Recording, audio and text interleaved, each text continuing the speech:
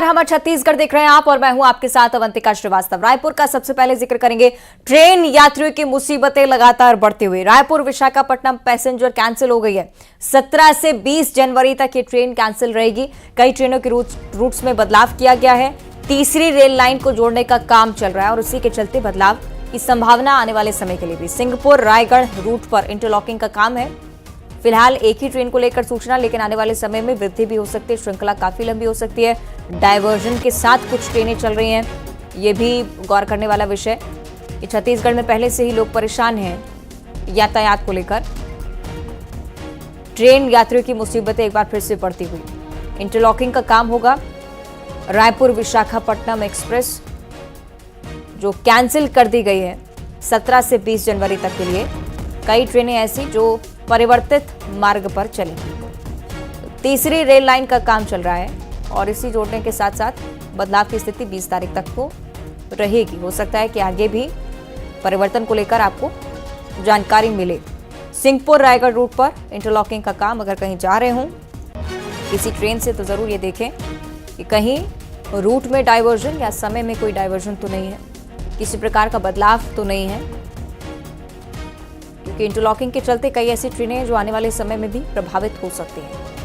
फिलहाल रायपुर विशाखापट्टनम पैसेंजर को लेकर ये जानकारी कैंसिल हो गई है। 17 से 20 तारीख के बीच ये ट्रेन नहीं चलेगी। कई ऐसी ट्रेनें हैं जिनके मार्ग में भी परिवर्तन है। सहयोगी तनु हमारे साथ जुड़ रही हैं। तनु, मुसीबतें कम नहीं हो रही हैं यात्रियों की, एक और बड़ा परिवर्तन? जी बिल्कुल, देखिए छत्तीसगढ़ में जो है ट्रेनें जो है लगातार रद्द हो रही है, जिससे ट्रेन में सफर करने वाले यात्री जो हैं वो काफी परेशान है। इसके साथ ही अब एक बार फिर रायपुर से विशाखापट्टनम जाने वाली पैसेंजर ट्रेन भी 30 से 27 जनवरी तक कैंसिल कर दी गई है और इस दौरान कई ट्रेनों के मार्ग में भी जो है वो परिवर्तन किया गया है। दरअसल वॉल्टेयर मंडल के अंतर्गत आने वाले सिंहपुर और रायगढ़ क्षेत्र में तीसरी लाइन को जोड़ने के लिए नॉन इंटरकॉलिंग का जो है वो काम चल रहा है, जिसके चलते कई ट्रेनें जो है एक हफ्ते के लिए रद्द की गई है और इस दौरान जो है रायपुर से गुजरने वाली भी कई ट्रेन जो है प्रभावित होगी। इसके साथ कई गाड़ियां जो है विलंब से भी प्रभावित होगी। लिहाजा आम जनता की जो परेशानियां हैं ट्रेन से सफर करने वाली को वो कम ही नहीं हो रही और लगातार ट्रेनों के रद्द होने का सिलसिला जो है अब तक जारी है। जी ठीक है, चलिए देखने वाली बात कि आखिर राहत कब तक मिलती है। बहुत शुक्रिया आपका तनु जानकारी के लिए।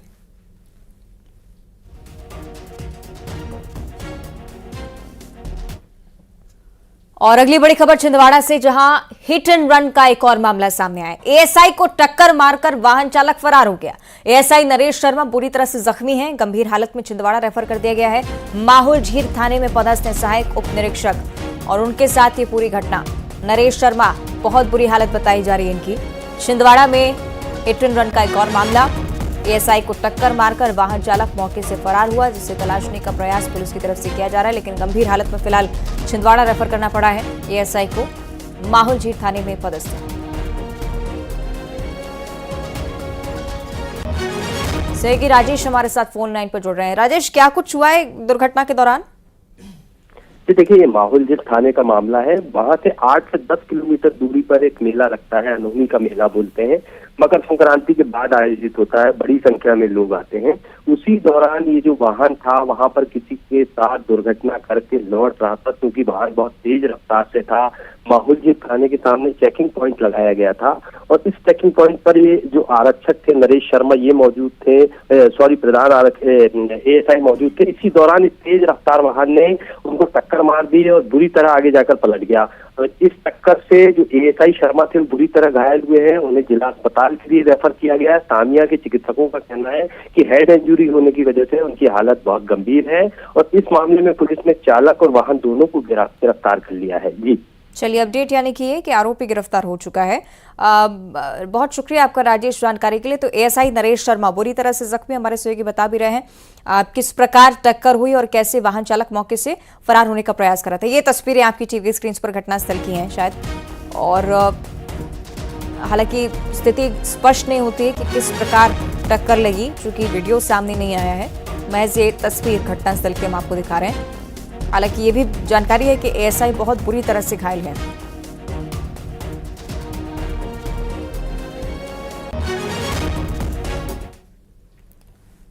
और जशपुर में जोरदार बारिश हो रही है और इसी के चलते धान पर बुरा असर पड़ रहा है। जशपुर जिले में रात से झमाझम बारिश जारी, लेकिन खरीदी केंद्रों पर 3000 क्विंटल धान जो खुले में रखा हुआ था वो भीग गया है। खरीदी केंद्र प्रबंधक की बड़ी लापरवाही, बारिश से बचाव का उपाय नहीं किया गया, जबकि पहले से पता था कि बारिश होने वाली है। गम्हारिया धान खरीदी केंद्र का ये पूरा मामला। जशपुर की खबर साझा करें, हो सकता है कि कार्रवाई भी प्रबंधन के खिलाफ हो। खासतौर पर प्रबंधक को इस बात का ध्यान रखना चाहिए कि जब आशंका मौसम विभाग की तरफ से जारी की गई है तो उसके लिए प्रबंध पहले से किए जाएं, लेकिन इसी प्रबंध का अभाव और 3000 क्विंटल धान भीग चुका है।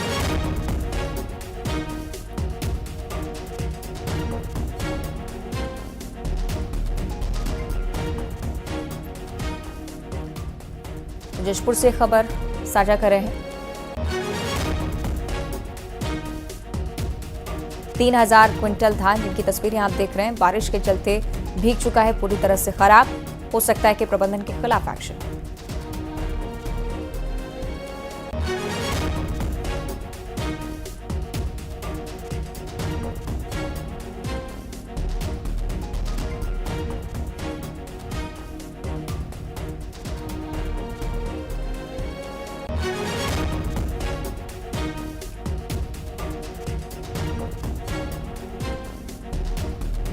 जशपुर से खबर हम आपको बता रहे हैं। प्रबंधन पर सीधे सवाल के पहले से ही जब अलर्ट था, तो आखिर कैसे प्रबंध नहीं किया गया।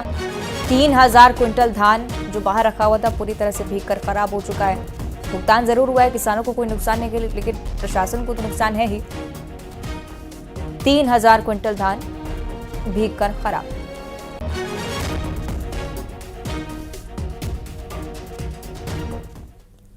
और पेंड्रा जिले के भी यही हालात हैं। मौसम का मिजाज बदला और उसी के चलते धान खराब हो गया।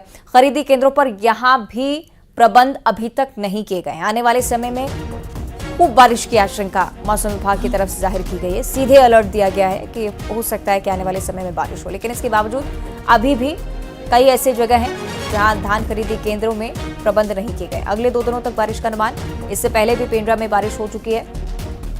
1 से 2 दिनों में तेज बारिश की भी संभावना है। खरीदी केंद्र पर धान भीगने का डर, प्रबंधन पर सवाल होंगे अगर समय रहते व्यवस्था नहीं की जाती है तो अगले 2 दिनों में बारिश हो सकती है अच्छी खासी। छत्तीसगढ़ के अलग अलग जिलों के लिए यही अनुमान है और इसी के चलते धान का संकट, धान खराब होने का और भीगने का संकट सबसे ज्यादा।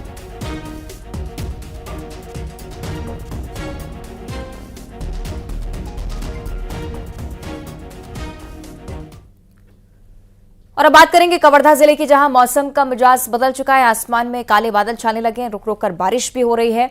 आपको बताएं कि तापमान में गिरावट के चलते ठंड और ठिठुरन लगातार बढ़ती जा रही है। कवर्धा का जिक्र, यहां पर भी धान खरीदी केंद्रों को लेकर तो सवाल है ही, लेकिन आम जनजीवन सबसे ज्यादा प्रभावित होता हुआ। एक तरफ कोहरा, ठंड, इसका सिलसिला आपने देखा, और अब झमाझम बारिश के बीच कवर्धा के लोग ठंड से बेहद परेशान। सुबह सवेरे की तस्वीरें, हल्की बारिश यहां पर हुई, इसके बाद ये भी अनुमान है कि आने वाले समय में अच्छी खासी बारिश यहां पर हो सकती है।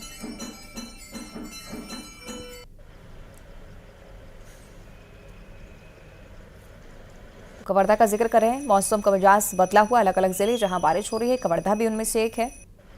धान को लेकर तो परेशानियां हैं ही, लेकिन ठंड अब और ज्यादा बढ़ जाएगी कवर्धा वासियों के लिए। ये एक खबर, झमाझम बारिश हो सकती है आने वाले समय, लेकिन उससे पहले रुक रुक कर रिमझिम बारिश हुई, उसने भी ठिठुरन बढ़ाई है। और बिलासपुर जिले में भी सुबह से झमाझम बारिश हो रही है। मौसम विभाग ने पहले उम्मीद जाहिर की थी कि बारिश होगी और आने वाले समय में इसका प्रभाव भी आपको देखने को मिलेगा। प्रदेश के कुछ हिस्से ऐसे हैं जहां बारिश की उम्मीद अभी भी जाहिर की गई है। छत्तीसगढ़ के कई जिलों में बारिश हो रही है। अच्छा खासा असर इस बारिश का बिलासपुर जिले में भी देखने को मिला। रात में भी इसी प्रकार से रिमझिम बारिश होती रही। बिलासपुर में अचानक से मौसम ने करवट बदला है और करवट बदलते देख सकते हैं कि किस तरीके से सुबह से यहाँ पर बारिश का जो दौर है वो शुरू हो गया है। मौसम वैज्ञानिकों ने भी पहले से ये अंदेशा जताया था कि छत्तीसगढ़ के कुछ हिस्सों में हल्की बारिश हो सकती है और यही वजह है कि सुबह से बिलासपुर सहित अलग अलग जो क्षेत्र हैं वहाँ पर सुबह 6 बजे से हल्की बारिश का जो दौर है वो शुरू हुआ है। बिलासपुर में भी अभी भी बारिश का जो दौर है वो चल ही रहा है, तो कहीं ना कहीं जो मौसम है वो पूरी तरीके से मौसम का मिजाज बदल गया है।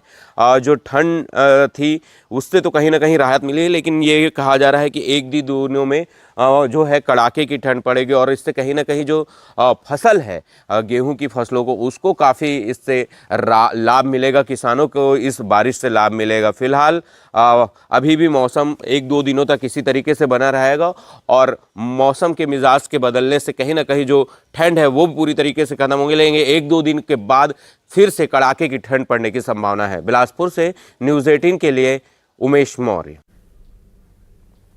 और मुंगेली की भी यही स्थिति है। मुंगेली जिले में भी सुबह से बारिश हो रही है। बारिश कोहरे से परेशानी यहां पर भी बढ़ती हुई। खरीदी केंद्रों पर खुले में धान रखा हुआ है। खुले में धान के भीगने की आशंका भी। मुंगेली का जिक्र करें, लगातार बारिश का दौर जारी, कई जगहों पर झमाझम बारिश, आने वाले समय के लिए भी यही अनुमान है।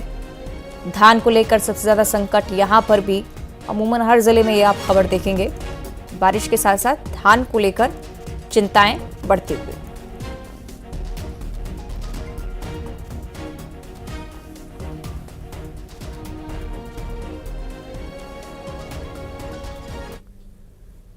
और अब जिक्र करेंगे जशपुर जिले का, जहां हाथियों ने उत्पात मचाया है। बत्थल गांव वन परिक्षेत्र में हाथियों की मौजूदगी। बेलटीकी में हाथियों ने 2 घरों को नुकसान पहुंचाया।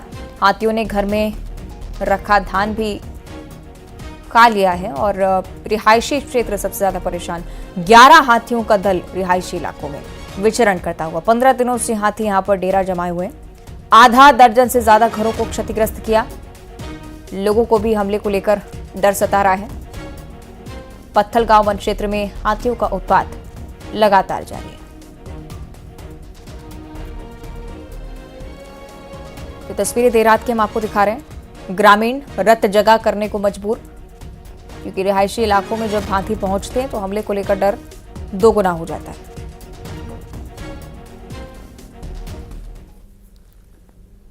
और सूरजपुर में भी हाथियों के दल ने उत्पात मचाया। 9 हाथियों के दल ने कई घरों को क्षतिग्रस्त किया। प्रेमनगर क्षेत्र में हाथियों ने तोड़फोड़ की है। किसानों की फसलों को नुकसान पहुंचाया। ग्रामीणों ने हाथियों को जंगल की ओर खदेड़ा।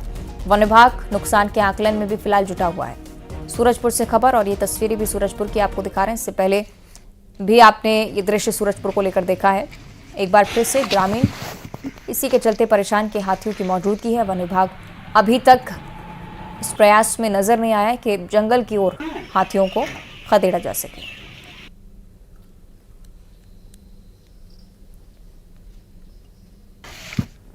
और राजधानी रायपुर के करीब 1 लाख घरों में आज पानी की सप्लाई बाधित रहने वाली है। अगर आप भी रायपुर से हैं तो एक खबर सुन लीजिए।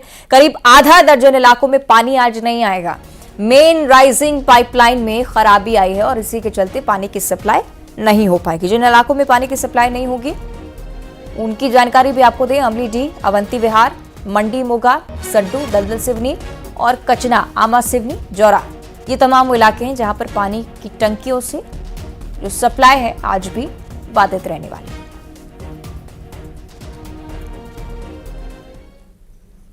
और बिलासपुर वासियों की भी स्थिति कुछ ऐसे ही। आज पानी की किल्लत बिलासपुर में भी जिसका सामना करना पड़ेगा। पानी के लिए हाहाकार मचा हुआ है। आज भी कई इलाके हैं जहां पानी सप्लाई बंद है।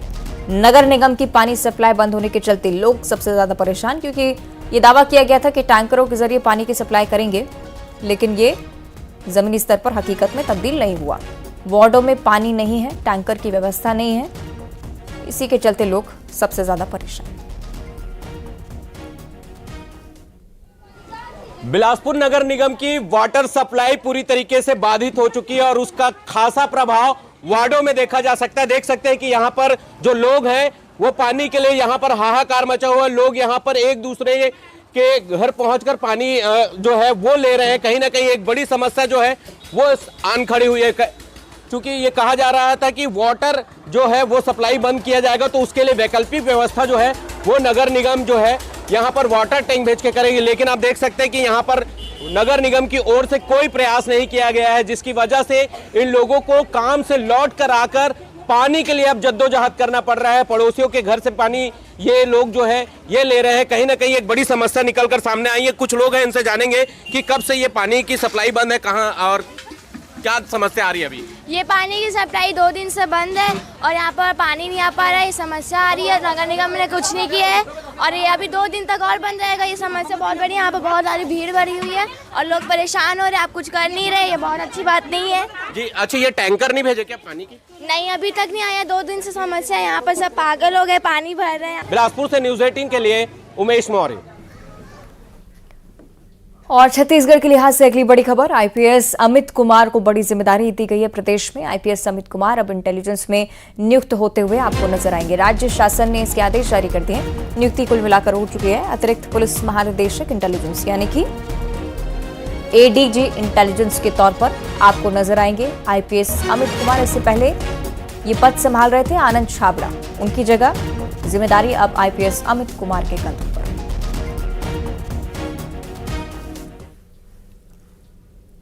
इस बार फिर से मोदी सरकार स्लोगन के साथ बीजेपी मिशन 2024 की तैयारियों में जुट गई है। आगामी लोकसभा चुनाव में यही स्लोगन चारों ओर दिखाई देगा, सुनाई देगा। सभी सांसद अपने अपने क्षेत्र में इस स्लोगन के साथ लोकसभा चुनाव का आगाज कर रहे हैं और उसी के तहत दुर्ग में राज्यसभा सांसद सरोज पांडे भी पहुंचे। स्लोगन को दीवार पर उकेर कर अभियान की शुरुआत की है। सरोज पांडे के इस अभियान की शुरुआत के मौके पर बड़ी संख्या में कार्यकर्ता भी मौजूद रहे। उनका कहना है कि पूरे देश में इस स्लोगन के साथ मिशन 24 में बीजेपी आगे बढ़ेगी।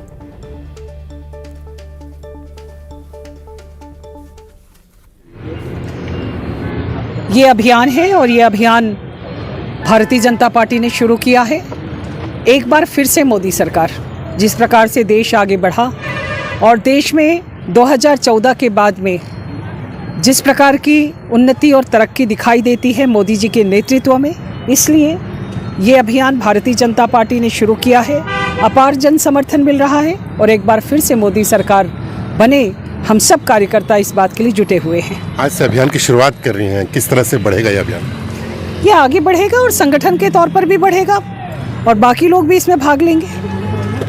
तो देखिए, ये है सरोज पांडे जी बता रही थी कि किस तरह से ये वॉल पेंटिंग की गई है जिसमें लिखा है इस बार फिर से मोदी सरकार। ये अभियान की शुरुआत की गई है और इस अभियान के तहत एक संकल्प भी है कि इस बार फिर से मोदी जी की सरकार बने। ये संकल्प के साथ बीजेपी इस अभियान को आगे बढ़ाएगी। न्यूज़ 18 छत्तीसगढ़ के लिए दुर्ग से मिथिलेश ठाकुर।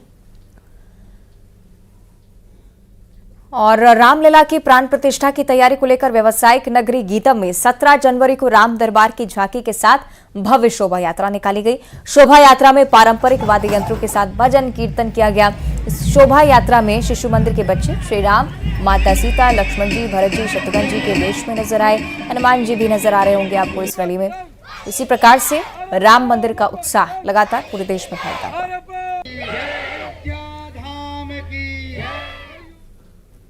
और अयोध्या में राम जन्मभूमि पर 22 जनवरी को प्राण प्रतिष्ठा होने वाली है। पूरे देश में उत्साह की लहर। धमतरी जिला भी पीछे नहीं है। लोगों ने बाजार को भगवा रंग में रंग दिया है। जहां देखें वहां भगवा तोरण, भगवा झलक नजर आती है। इसके लिए लोगों ने आपस में सहयोग कर खर्च उठाया है। स्पेशल ऑर्डर कर बाहर से खास रंग के झालर मंगवाए गए।